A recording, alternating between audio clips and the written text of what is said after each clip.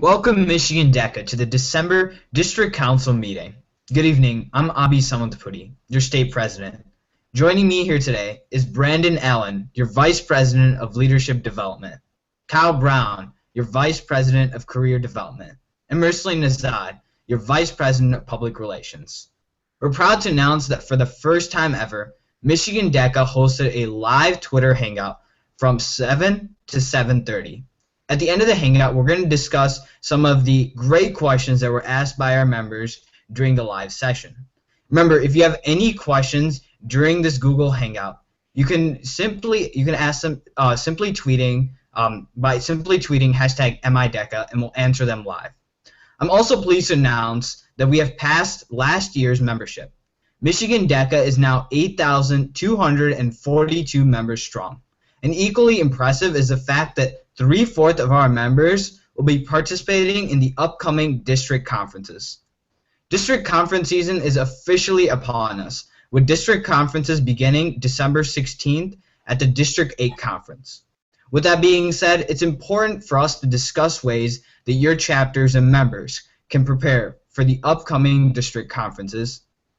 Tonight, members of our state officer team will share our competition tips with you. As leaders of your chapters, we hope that you pass on our tips to your members so that your chapters can be well prepared and well represented at the state conference. Let's first start with Kyle, who's going to tell us about confidence during role plays. Confidence is key. As leaders in your chapters, I'm sure you all have confidence. But many new members are nervous in competition and have no idea what is going to happen. Communication is 93% nonverbal. 55% of that nonverbal communication is body language, and 33% is the tone in your voice. Confidence can be displayed in both. With shoulders back, chin up, and a strong but calm tone, your confidence will shine.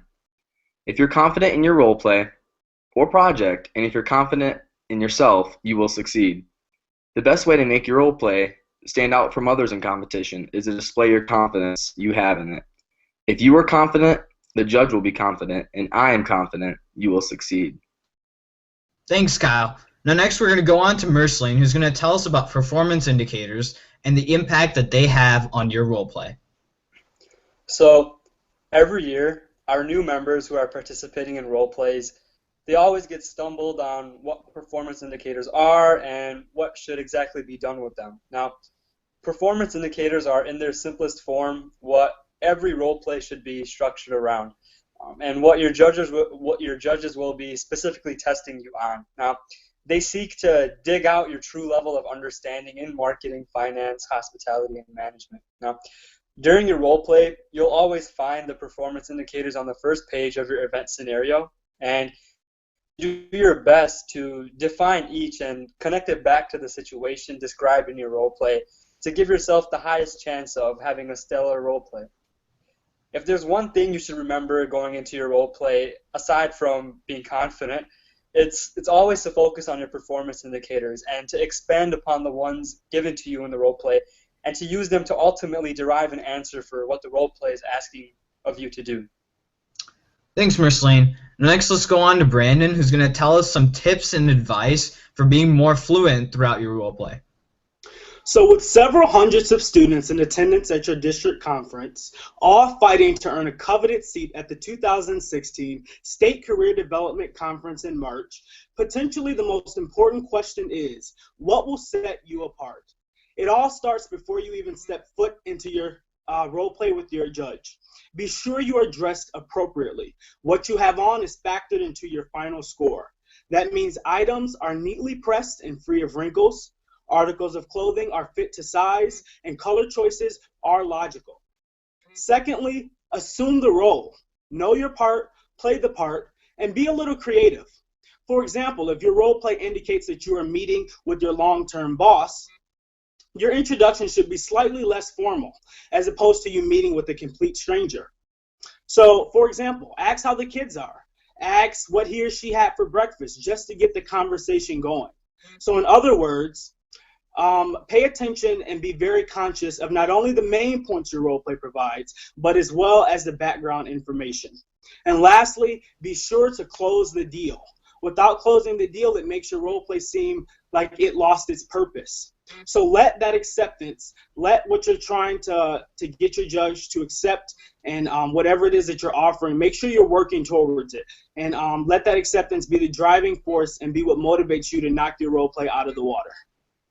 Thanks, Brandon. Michigan DECA, I hope you guys took a lot away from that and feel a little bit more prepared going into district conferences, as well as feel more prepared to educate your members in your chapters about what they can expect at the district conferences.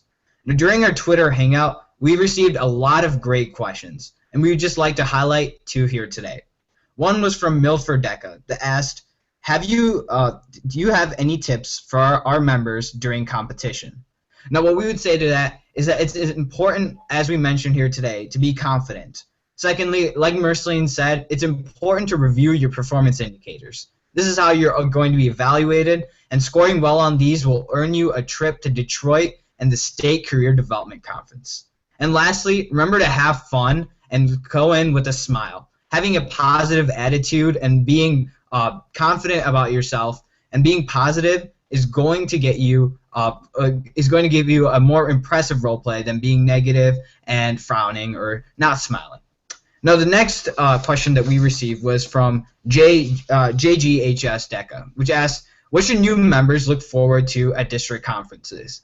Now, I can assure you that district conferences, especially as a new member or freshman, are one of the most memorable things that you remember from DECA. I still remember my first district conferences and the butterflies I had in my stomach at that period. But it's also some of the most exciting times for you.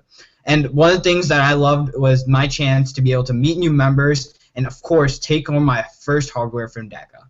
So to JGHS DECA and all of Michigan DECA and all our new members, understand that district conferences might be a little nerve-wracking, but they're also a very exciting and memorable time, and your first opportunity to prove that you are epic. Now, lastly, we're ecstatic to announce that we will have district council meetings at all of our district conferences. All of you are encouraged to attend these meetings to learn more insight and put your chapters ahead of the competition.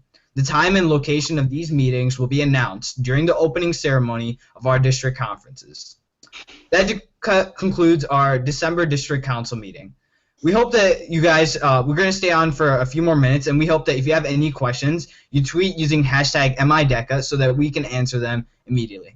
Thank you for joining us this evening in our district council hangout, and we look forward to seeing you all at the upcoming district conference.